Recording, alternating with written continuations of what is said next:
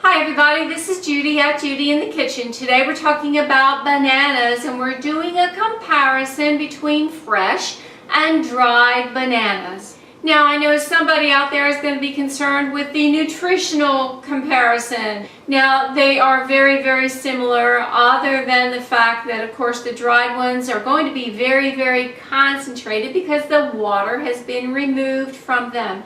So the nutritional content is similar, except the dried ones are more concentrated, except for vitamin C. There is some vitamin C loss in the drying process. So know that they're similar, but there's a little bit of difference in there.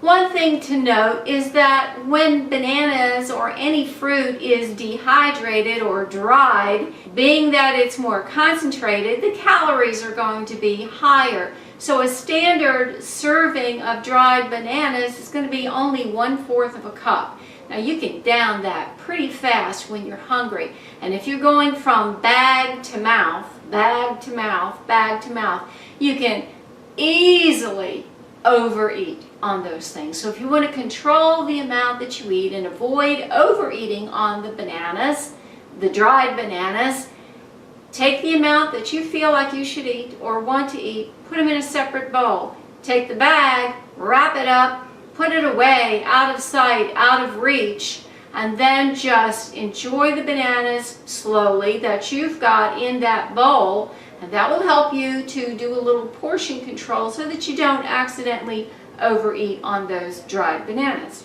Now when you are buying dried bananas, look at the labels very carefully. A lot of people don't do that and don't realize that the dried bananas that we usually find in the stores are actually fried and they've got oil. Read the ingredients list. There's usually oil in there, oftentimes sugar in there as well. So those may be ingredients that you might not want. If you're not concerned with them, fine, go for it. But if you are concerned with the fact that those are fried and you just want bananas, then you need to shop very carefully. There is such a thing as finding banana chips or dried bananas out there that are not actually fried. You have to read the labels and shop very carefully. There is a way you can make them yourself. So if you're just tired of trying to find something that you can't find online or in the grocery store, make them yourself. It's very easy.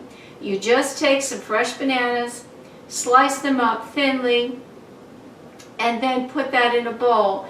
And then you want to coat them with an acidic juice of some sort. It could be lemon juice, it could be orange juice, it could be another type of fruit juice. Anything that's going to help to be acidic to help to keep those bananas from turning brown, because they certainly will if you don't treat them first. If you happen to have some citric acid powder on hand, you could also put a little bit of that in some water and make a citric acid solution and then dip your banana slices in that.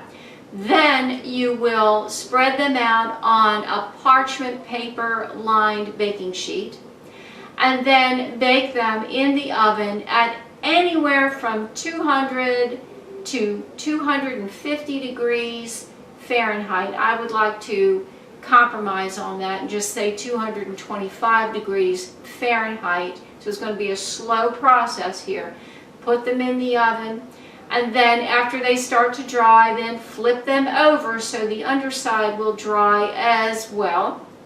And this process might take an hour, it might take 2 hours, it might take longer. It depends upon how thick the pieces are, so you want to make them very thin as long as you can, and of course the oven temperature as well. So do give this a try sometime. It might be worth it to you if you don't want fried banana chips, to just make them yourself by just drying them in the oven, but do remember to coat them first, or else you're going to be very unhappy with the results. Well, I do hope this helps you out. This is Judy at Judy in the Kitchen. Bye for now.